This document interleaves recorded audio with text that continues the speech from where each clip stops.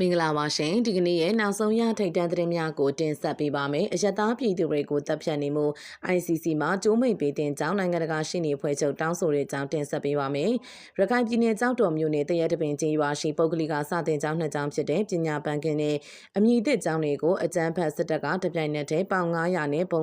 ပစ်ခတ်တိုက်ခိုက်ပြီးအိပ်ပျော်နေရှာတဲ့ကလေးငယ်တွေအပါအဝင်အသက်15နှစ်မှ21ကြားရှိကျောင်းသား18ဦးသေဆုံးပြီး22ဦးဒဏ်ရာရရှိသွားတယ်ဆိုတဲ့သတင်းဆိုကနိုင်ငံတကာသတင်းစာမျက်နှာတွေမှာပလူပြအောင်ပါရှိလာခဲ့ပြီဖြစ်ပါတယ်။ AFP သတင်းအရစနေနေ့မနက်တနိုင်ခန့်မှာလာရောက်တိုက်ခိုက်ကြတာဖြစ်တယ်လို့ဆိုပါတယ်အာရခတပ်တော်မှအပြစ်မဲ့တဲ့ចောင်းသားများတည်ဆုံခဲ့ရမှုအတွက်မိသားစုနဲ့ထပ်တူဝန်ထမ်းကြောင်းသတင်းထုတ်ပြန်ခဲ့ပါတယ်ကုလသမဂ္ဂကလေးများရှမ်းပုတ်ငွေဖွဲ့မှအဲ့ဒီလိုတိုက်ခိုက်မှုတွေကိုရက်ဆက်ကြမ်းကြုတ်တဲ့လုပ်ရဖြစ်ရှုံချလိုက်ပြီးဖြစ်ပါတယ်အယက်သားပိုင်းအစအုံတွေကိုနိုင်ငံတကာစစ်ဥပဒေများအတိုင်းကာကွယ်ဆောင်ရှောက်ဖို့လည်းတောင်းဆိုလိုက်ပါတယ်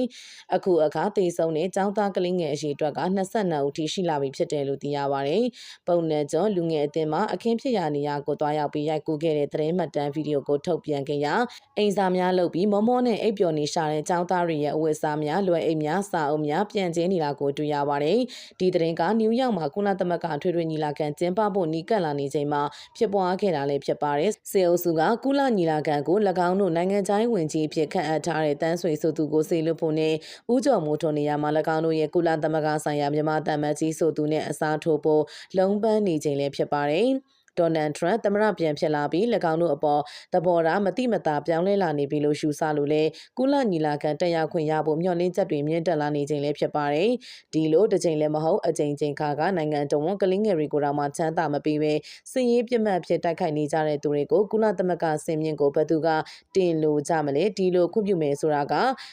ခွေးလာလာပွေးလာလာစကားပြောခွင့်ရမယ့်ပွဲကြီးဖြစ်သွားတော့မှာဖြစ်ပါတယ်ကုလသမဂ္ဂလက်အောက်ခံဖွဲ့စည်းတီတီကအပြင်းထန်ရှုံချခံနေရခြင်းလည်းဖြစ်ပြီးကုလမှာဖွဲ့စည်းပေးထားတဲ့မြန်မာအရေးလွတ်လပ်တဲ့စုံစမ်းရေးရန်တရားအကြီးအကဲမှာစစ်ရာဇဝမှုတွေကျူးလွန်နေတဲ့အထောက်အထားတွေနဲ့ခိုင်ခိုင်လုံလုံစုဆောင်းထားပြီးဖြစ်ပြီး၎င်းတို့ကိုနိုင်ငံတကာရာဇဝတ်ခုံရုံး ICC ကိုလွှဲပြောင်းပေးဖို့လုံခြုံရေးကောင်စီကိုအကြိမ်ကြိမ်တောင်းဆိုထားပြီးလည်းဖြစ်ပါတယ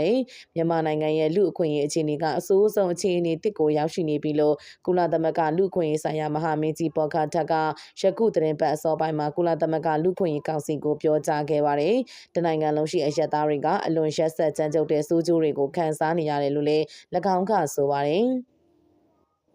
ပြီးခဲ့တဲ့တလအတွင်းမှာပဲနိုင်ငံတော်အယက်သားပြည်သူ289ဦး၎င်းတို့လက်ချက်ကြောင့်တည်ဆုံခဲ့ရတယ်လို့ထည့်သွင်းပြောဆိုသွားပါတယ်၎င်းတို့ရဲ့စကားတွေကအလင်းတင်တယ်လို့ပြောနေခြင်းမျိုးမဟုတ်ပဲအချက်လက်တွေကိုကောင်းစွာမှတ်တမ်းပြုထားမှုကိုအခြေခံပြီးပြောနေခြင်းဖြစ်ပါတယ်ပြဿနာဖြစ်လာရတာကရက်ဆက်ကြမ်းကြုတ်ဆုံးနီလန်နဲ့ပြောင်ပြောင်တင်းတင်းကျူးလွန်နေတာကိုသိနေပါလျက်ဒီအတိုင်းဖြစ်ထားမယ်ဆိုကကုလသမဂ္ဂလောက်ခံဖွဲ့စည်းအသီးသီးပေါ်ဘသူဟာတလီတစားဆက်ဆံကြတော့မှလေကျန်နိုင်ငံတွေကိုလည်းအလားတူလုပ်ကြဖို့မြောက်ပေးနေတယ်လို့ဖြစ်လာပါတယ်။ဒါကနိုင်ငံတကာတိုင်ဝမ်နေနဲ့အချက်လက်မှတ်တမ်းမှတ်ရတွေအပြည့်စုံရရှိထားပြီဖြစ်ပြီးအရေးယူဆောင်ရွက်ဖို့သာကြံတော့တယ်လို့ပြောဆိုသွားပါတယ်။စေအုပ်စုကတန်တမန်ကြီးကဝန်ဆန့်နိုင်ရန်ကြိုးပမ်းနေတော့လဲတစ်ဖက်မှာ၎င်းတို့အနွယ်တော်လူဒန်းစားတွေတသက်တာလုံးလူပေါ်လူစော်ဖြစ်ကကျွဲဝချမ်းသာရေးအတွက်ရည်ရွယ်တိစောက်ထားတဲ့လူနေမှုအဆောက်အုံကြီးကိုအကြောင်းကန်ခုခံကာကွယ်သွားဖို့ရှိနေပြီး၎င်းတို့ရဲ့မူရင်းဗီဇဖက်စစ်နာစီအဆွေတွေကိုဖုံးကွယ်ထားလို့မရဖြစ်လာနေတဲ့အကြက်အတဲနဲ့ရင်ဆိုင်နေရပါတယ်။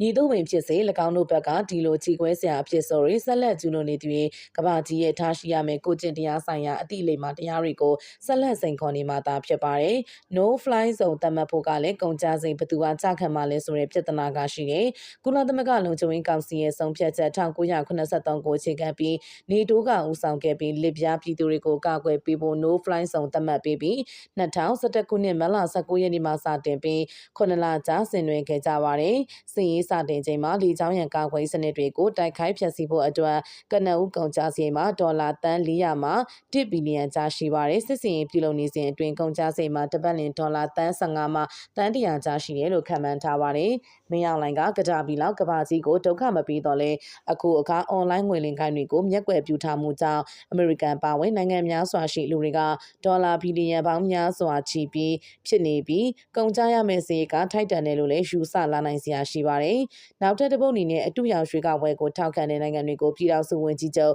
ဝေဖန်တဲ့အကြောင်းတင်ဆက်ပေးပါမယ်။စင်အုပ်စုပြုလုပ်မဲ့အတူရောင်ရွှေကပွဲကိုအတိမတ်ပြုတဲ့နိုင်ငံတွေကမြန်မာပြည်သူတွေပေါ်ကျူးလွန်နေတဲ့ဆရာဆွေမှုတွေကိုအားပေးကူညီနေခြင်းဖြစ်ကြောင်း NUG အစိုးရပြည်ထောင်စုဝန်ကြီးချုပ်မန်းဝင်းခိုင်တန်းကပြောကြားလိုက်ပါတယ်။စက်တင်ဘာလ15ရက်ကျင်းပတဲ့နိုင်ငံတကာဒီမိုကရေစီခမ်းနားမှာပြည်ထောင်စုဝန်ကြီးချုပ်ကအဖွင့်မိန့်ခွန်းပြောကြားရမှာစေအုပ်စုအတူရောင်ရွှေကောက်ပွဲကိုမတိမတာရောတိတိတာတာပါအားပေးထောက်ခံတဲ့နိုင်ငံတွေကိုအထက်ပါအတိုင်းဝေဖန်လိုက်တာဖြစ်ပါတယ်။အဲ့လိုရွှေကောက်ပွဲကိုထောက်ခံတဲ့လုံရတိုင်းကမြန်မာပြည်သူတွေအတွက်တပ်ဖြတ်ခံရခြင်းကိုမျက်ကွယ်ပြူတာဖြစ်ပြီးဒီမိုကရေစီရဲ့စံတန်ဖိုးတွေကိုချိန်မုံဖြတ်စီလိုက်ခြင်းဖြစ်တယ်လို့ပြည်ထောင်စုဝန်ကြီးချုပ်ကပြောပါတယ်။ဒီမိုကရေစီနဲ့လူ့ခွင့်ရေးအတွက်ရပ်တည်နေကြတဲ့နိုင်ငံတွေအနေနဲ့စေအုပ်စုအတူရောင်ရွှေကောက်ပွဲကိုအတိမတ်မပြုဘဲမြန်မာပြည်သူတွေရဲ့ဒီမိုကရေစီအတွက်တိုက်ပွဲဝင်နေမှုအပေါ်လက်တွေ့ကြကြပံ့ပိုးကူညီပေးဖို့လည်း၎င်းကတိုက်တွန်းပါတယ်။စစ်ပေးရှောင်ပြည်သူတွေအတွက်အင်မတန်လိုအပ်နေတဲ့လူသားချင်းစာနာထောက်ထားမှုအကူအညီတွေကိုပိတ်ဆို့နေတဲ့စေအုပ်စုရဲ့လုပ်ရက်တွေကိုလည်းကမ္ဘာအဖွဲ့အစည်းတွေအနေနဲ့ထိရောက်စွာရေးယူပေးဖို့လိုအပ်တယ်လို့၎င်းကဆက်လက်ပြောဆိုပါတယ်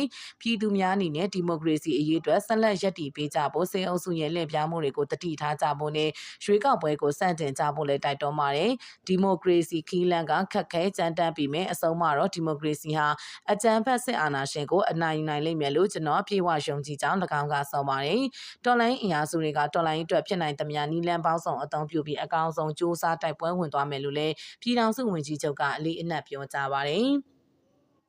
နောက်ထပ်တစ်ပုဒ်အနေနဲ့ရှမ်းကုန်တဝဲအမှတ်ရှင်ပြည်ထောင်စုလမ်းမကြီးကိုပြန်လည်ထိန်းချုပ်နိုင်ဖို့အကြမ်းဖက်စစ်တပ်ကအင်အားထောင်ချီသုံးပြီးထိုးစစ်ဆင်နေတဲ့အတွက်တိုက်ပွဲများဆက်ဖြစ်နေတဲ့အကြောင်းတင်ဆက်ပေးပါမယ်။ရှမ်းကုန်တဝဲအမှတ်ရှင်ပြည်ထောင်စုလမ်းမကြီးကိုပြန်လည်ထိန်းချုပ်ဖို့စစ်တပ်ကအင်အားထောင်ချီသုံးနေပြီးထိုးစစ်ဆင်နေတဲ့အတွက်တိုက်ပွဲများစတိုက်ဖြစ်နေပြီးရေမြို့နယ်အတွင်းမှာလည်းတိုက်ပွဲများပြင်းထန်နေကြောင်းရေဘလူကသတင်းဌာနကိုပြောပါရယ်။အကြမ်းဖက်စစ်တပ်ကပြည်ထောင်စုလမ်းပိုင်းကိုပြန်လည်ရယူနိုင်ဖို့စစ်ကြောင်းထိုးနေတာဩဂုတ်လကတည်းကဖြစ်ပြီးလက်ရှိအချိန်ထိကြိုးပမ်းနေဆဲဖြစ်ကြောင်းသိရပါတယ်။နှစ်ကရင်ရွာဘက်ကနေပြည်ထောင်စုလမ်းကိုတီကောင်တွေပြန်လူနေတဲ့တိုက်ပွဲရတော့ကျွန်တော်တို့နဲ့ဖြစ်တာမဟုတ်ပါဘူးလို့ရှေးဘလူဖွဲ့ရဲ့ခေါင်းဆောင်ရှေးဘလူကပြောပါတယ်စစ်တပ်ကရှမ်းကုန်တဝဲပြည်ထောင်စုလမ်းမကြီးကိုထိန်းချုပ်နိုင်ဖို့အတွက်စစ်မှုရန်တပ်သားတင်များထောင်ချီ3လကြောင်းမော်လမြိုင်ရေးတဝဲလန်တခြားစစ်ကြောင်းများခွဲနေရပေါင်းစုံမှာထိုးစစ်ဆင်နေကြောင်းသိရပါတယ်။လူအင်အားကရှမ်းများတဲ့နေရပေါင်းစုံကနေစစ်ကြောင်းတွေခွဲပြီးထိုးစစ်ဆင်နေတာဒီနှစ်မကုန်ခင်သူတို့အပီးသိမ့်ပုံရည်ရွယ်ပုံရတဲ့တိုက်ပွဲတွေကဖြစ်လိုက်လမ်းတွေခဏပိတ်သွားလိုက်ပြန်ဖွင့်လိုက်ဖြစ်နေတယ်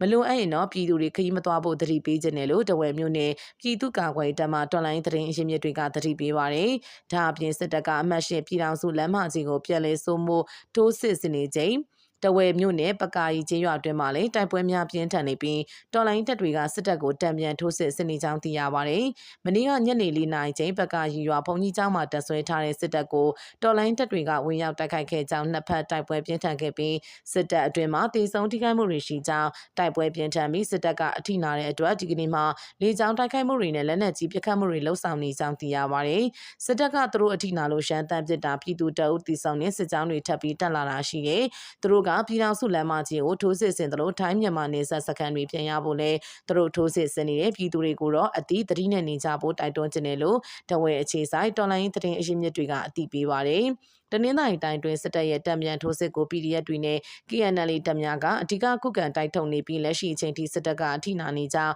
နယ်မြေစိုးမိုးမှုအနေနဲ့တော်လိုင်းတပ်တွေကထိန်းချုပ်ထားဆဲဖြစ်ကြောင်းကရင်စီရေးသတင်းအရင်းမြစ်တွေကဆိုတယ်လို့သတင်းမှဖော်ပြပါရှိပါတယ်ရှင်။